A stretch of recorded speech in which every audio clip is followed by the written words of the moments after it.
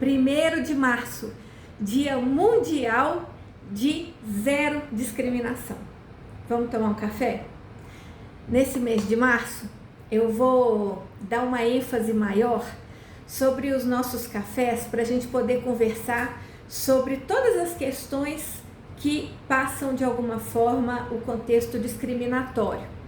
Para a gente poder pegar cada pauta e tentar ampliar a nossa consciência e entender como que se dá essa discriminação, o que é discriminação, como que isso organiza e desorganiza a nossa sociedade, as nossas relações, o nosso psiquismo, a nossa visão de mundo. E eu vou começar essa conversa com um assunto que eu tenho mais conhecimento e experiência profissional, que é dentro do campo de álcool e outras drogas, dos transtornos por uso de substâncias e outras compulsividades.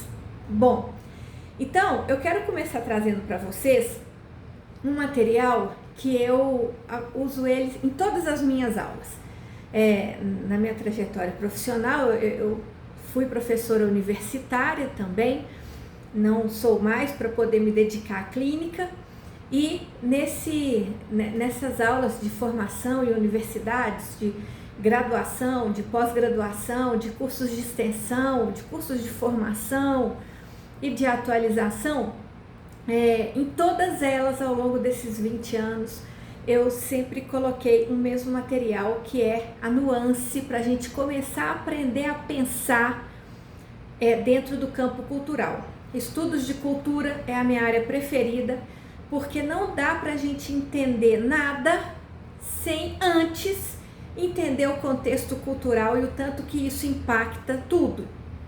Então eu quero trazer para vocês esse livro, que é Tóxicos e Comportamento Delituoso, de Renato Posterli.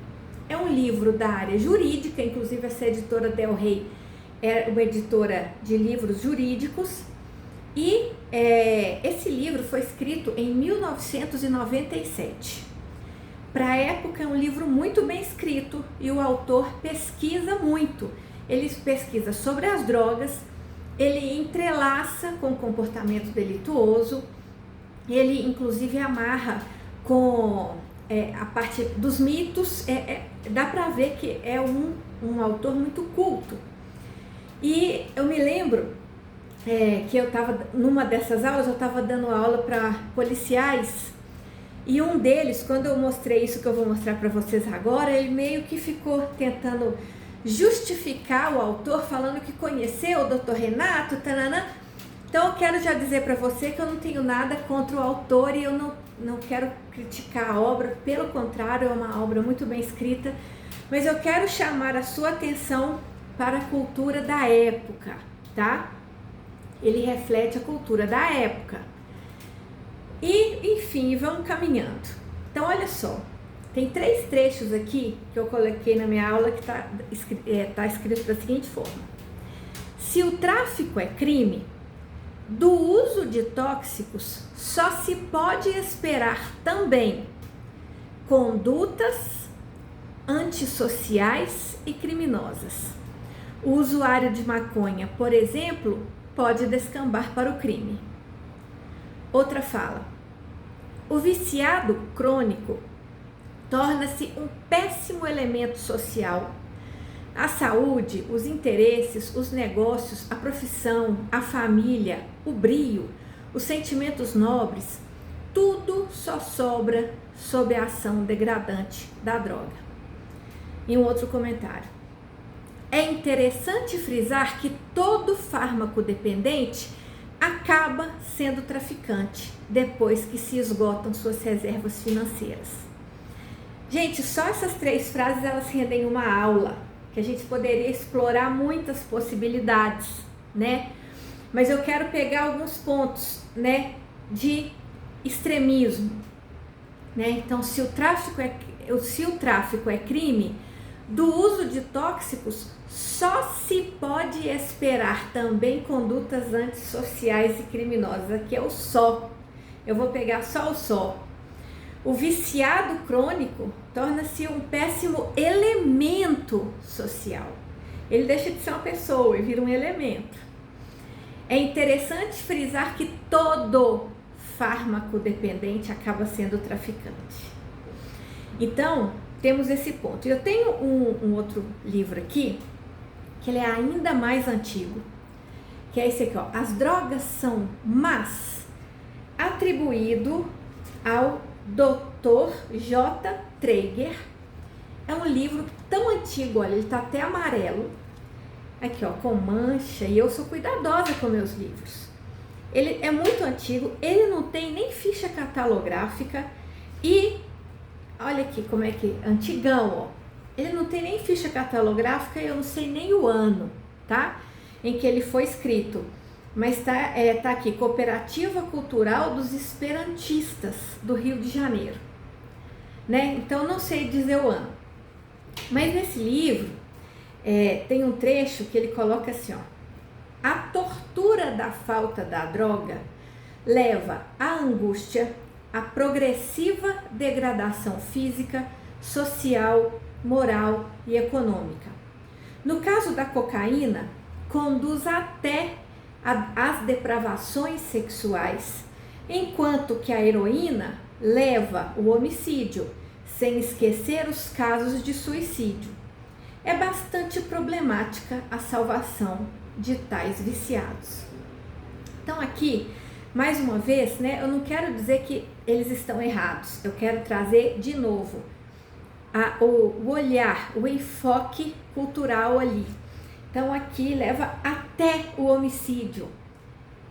Como assim, e a gente pode pensar que é só o usuário de droga que mata? Até o suicídio, é só o usuário de drogas que faz isso? Depravações sexuais, elas também não são exclusividade de quem faz uso de droga. E aqui, gente, quando a gente fala de estudos de cultura, a gente também está falando de uma construção social baseada em quem está no controle da narrativa. E isso está ficando cada vez mais comum aqui no mundo digital, né? Falou na internet é verdade, inclusive você fica à vontade para questionar, inclusive a mim, né? Porque nesse momento aqui eu estou com o controle da narrativa.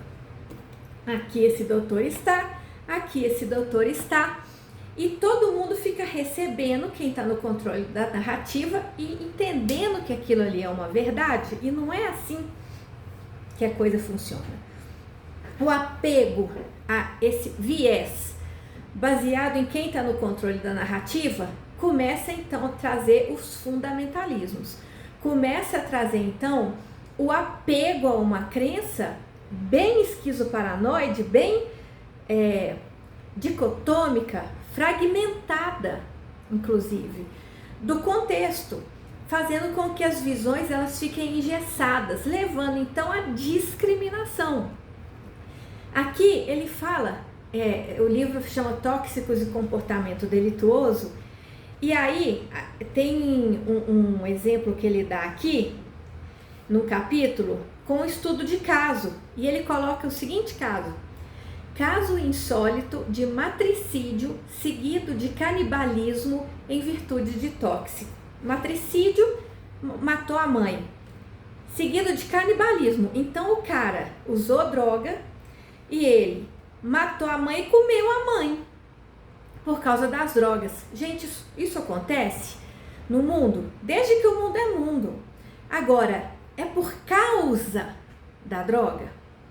É claro que a pessoa pode ter usado e isso ter sido mais um fator de risco. Mas a grande questão é a associação. E droga, inclusive, vem de demônio, né? A gente xinga. Isso é droga. E aqui também eu não estou fazendo apologia à droga. A gente está vivendo um momento que a gente tem que estar sempre justificar, porque o povo nós estamos com uma tendência de esquizoparanoide, ficar presa ali aos padrões. Se você é isso, logo você não é aquilo, e não é assim, né? Vamos entender as coisas com um contexto maior.